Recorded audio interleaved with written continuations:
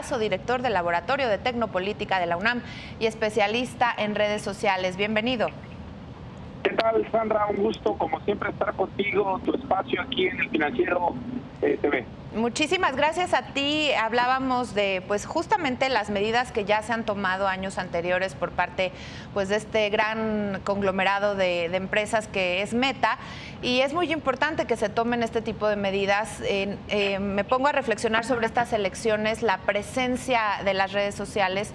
Pues no se puede comparar lo que es hoy con lo que tuvimos, por ejemplo, en la elección presidencial de hace 2 años. Son elecciones muy distintas en este sentido, en donde nos comunicamos mucho más a través de todas estas redes sociales.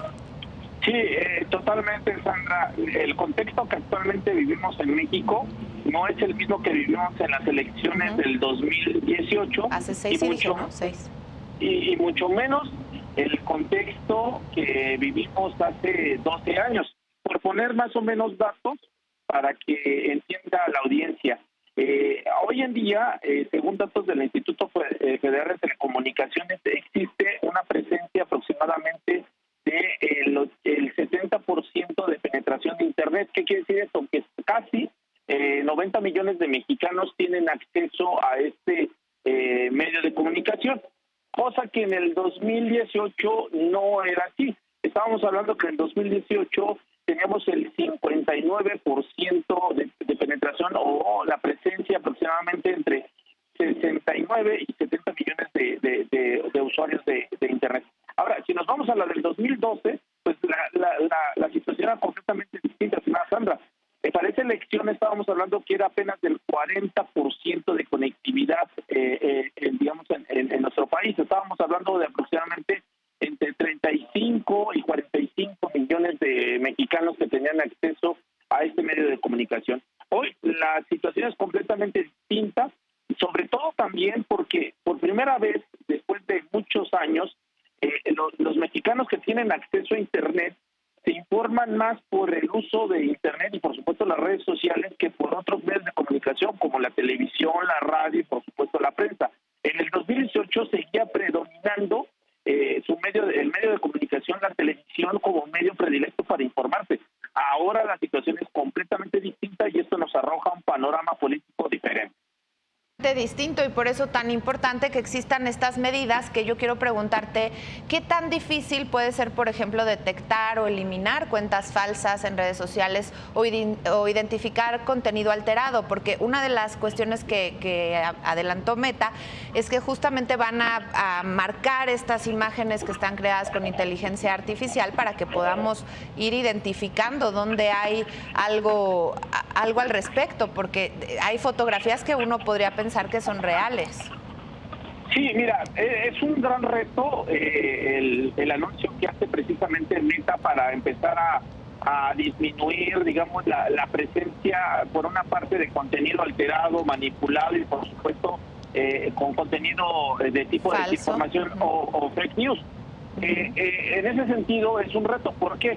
Porque ya tenemos elementos que antes no los contemplábamos o no eran del dominio público para crear toda esta suerte de herramientas o dispositivos.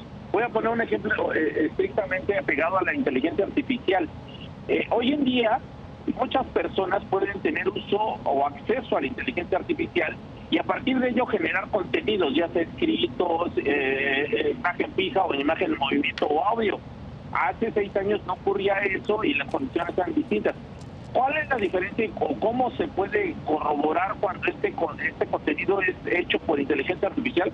Bueno, todos los desarrolladores de inteligencia artificial han dicho que han marcado precisamente con un código fuente o una fórmula, para que lo entienda la audiencia, para que los algoritmos de las diferentes plataformas identifiquen inmediatamente cuando un contenido puede haber sido realizado por inteligencia artificial. Eso, digamos, en el comunicado y las acciones de Meta, es de los elementos que ellos van a utilizar para empezar, digamos, a detectar cuál de ese contenido es falso o está hecho a partir de inteligencia artificial. Ahora, ¿el reto cuál es, Sandra?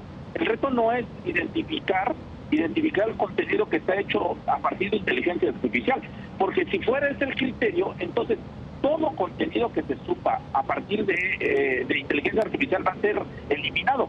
Pero ¿cuándo vamos a distinguir que un contenido está hecho con la intención de nutrir, digamos, una cuestión artística, una cuestión de diseño, etcétera, etcétera? Y cuando no hay una intención, sino todo lo contrario, enriquecer con estos contenidos, digamos, en periodos electorales.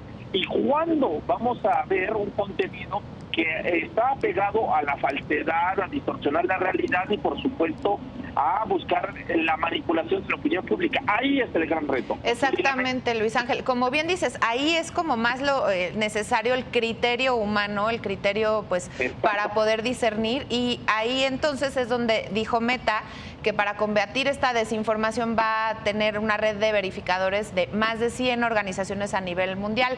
Preguntarte cómo trabajan estos verificadores. Yo he sabido de personas que se dedican, o sea, bueno, sabemos que existen estas personas que no son robots, que son personas con este criterio para estar revisando todo esto, lo cual implica un enorme costo también.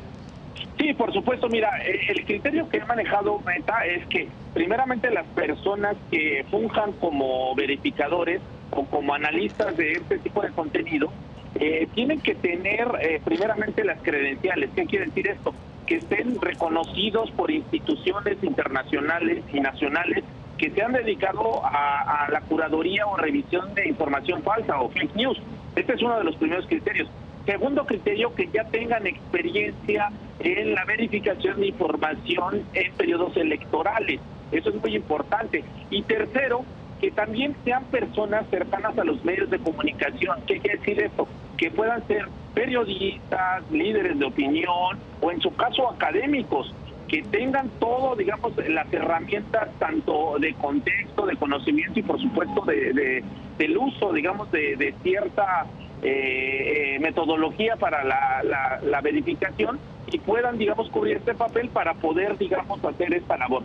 Ahora, en México, esos 150 organismos que participan, digamos, en la verificación de información, no todos van a participar en la elección de México. Hay que dejarlo claro en ese sentido, Sandra. Solamente en México, según los datos que ofrece Meta, solamente hay dos asociaciones o dos grupos que se van a dedicar a la verificación de información. Estoy hablando de dos medios de comunicación que pasaron, digamos, estos filtros que pone Meta a partir de una convocatoria y que van a poder hacer este trabajo. Ahora, en ese sentido, debo decirlo para que también lo entienda la audiencia, esto no garantiza que van a revisar toda la información falsa que esté circulando sobre las elecciones en nuestro país, sino que van a darle una escala de prioridad. ¿Qué quiere decir esto, Sandra? Que van a empezar por revisar la información a partir de la elección más importante o de mayor trascendencia en nuestro país, que es el caso de la presidencia de la República. Después de ahí van a ir con el caso de las senadurías, diputaciones, gobernaturas, diputados locales y presidencia municipal. Bajo ese criterio es como se va a hacer, digamos, la escala de prioridad y la revisión. Qué interesante conocer a través de lo que nos cuentas todo esto. De verdad se me hace un tema fascinante. Y además pensemos que, porque bien nos aclaras, entonces son dos instituciones las que van a trabajar en México, pero recordar que pues el mundo está viviendo este año un proceso electoral en, bueno, muchísimos países. Entonces, pues Meta tiene un trabajo enorme a nivel global. Sí, por supuesto. Mira, también hay que decirlo a la audiencia para que comprenda esto, que solamente son dos instituciones las que se van a encargar de la verificación con Meta, pero esto no quiere decir que existan otras instituciones que estén realizando precisamente verificación de información. Por eso aquí lo explico a esta audiencia. Yo coordino una iniciativa también, en este caso académica, para la verificación de información que va precisamente a la par de los criterios que tiene Meta. Nosotros fundamos la iniciativa Chequeando MX y que también va a estar revisando contenido y por supuesto apoyando a lo que viene haciendo Meta para disminuir la presencia de fake news y por supuesto ayudar a la opinión pública a la mejor toma de decisiones en este contexto político. Es que es bien